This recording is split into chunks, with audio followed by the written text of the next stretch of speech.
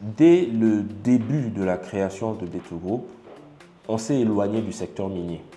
C'est-à-dire que quand on parlait de la RDC ou quand on parle de la RDC, la plupart du temps, qu'est-ce qu'on voit? C'est le secteur minier, c'est le fait que voilà, c'est plus de 20 000 milliards de dollars que ça représente dans notre sous-sol. Nous, on n'a pratiquement jamais travaillé dans le secteur minier à part les 2 dernières années. On mettait plutôt en avant les autres aspects. On était en train d'expliquer aux gens et on explique aux gens qu'en dehors du secteur minier, il y a quand même 100 millions d'âmes ici. Et ces 100 millions d'âmes ont besoin de manger, ont besoin de se vêtir, de se distraire, de se loger, de sécurité. Et qu'il y a donc une multitude de services qui peuvent être mis en place pour adresser les besoins de cette population. À Kinshasa, nous avons rencontré un jeune entrepreneur congolais, fondateur de B2 Group, une structure née du besoin de rendre le conseil en business plan et études de marché plus accessible. En parallèle, il s'est aussi lancé dans la restauration avec un établissement spécialisé dans les grillades. Bonjour Bankaba RDC, bienvenue chez B2 Group, c'est Christopher Mukoka, le gérant. Nous sommes dans le conseil en stratégie et en investissement, donc on accompagne typiquement les chefs de PME qui font entre 50 000 et 100, enfin 1 million de dollars de chiffre d'affaires par an sur 3 aspects. Comment faire plus d'argent, donc stratégie de croissance, comment réduire leur charge opérationnelle en utilisant les nouvelles technologies, IA et autres, et surtout comment trouver du financement dans un environnement comme le nôtre qui est si difficile. Et en deuxième lieu, on travaille beaucoup aussi avec les investisseurs qui sont de la diaspora ou d'ici. On accompagne de l'idée d'investissement jusqu'à sa concrétisation. Et en dehors de ça, nous sommes aussi une holding, c'est-à-dire que notre but, c'est d'investir dans d'autres sociétés, de créer d'autres sociétés. Et l'une des sociétés que nous avons une filiale s'appelle Coucou, qui est un restaurant spécialisé dans les grillades de poulet et de bœuf dans la ville de Kinshasa. Il faut dire que déjà, la restauration, c'est un secteur qui me parle parce que je considère que dans 10, 15, 20 ans, il y aura encore la restauration. Les gens auront besoin de se faire livrer, de manger à l'extérieur, etc. Maintenant, pourquoi Coucou avec le concept de grillade? Parce que, en fait, je suis fan de grillade depuis que je suis tout petit. Moi, j'ai grandi dans la commune de Bandal, l'une des communes chaudes du pays, qui a vu naître Fali, Ouerasson et autres.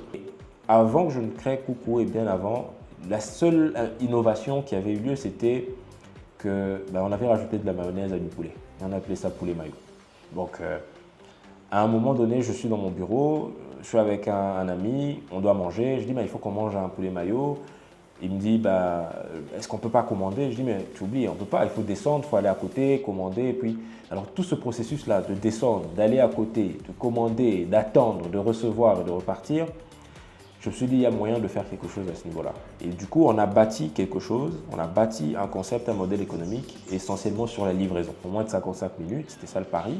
Et surtout, au-delà de ça, on crée une recette un peu typique. Donc, on cherche à avoir plusieurs variantes. Aujourd'hui, c'est pratiquement 5 variantes du poulet qu'on a. On a le mamidodé, le sauvager, le kocha, le nignon.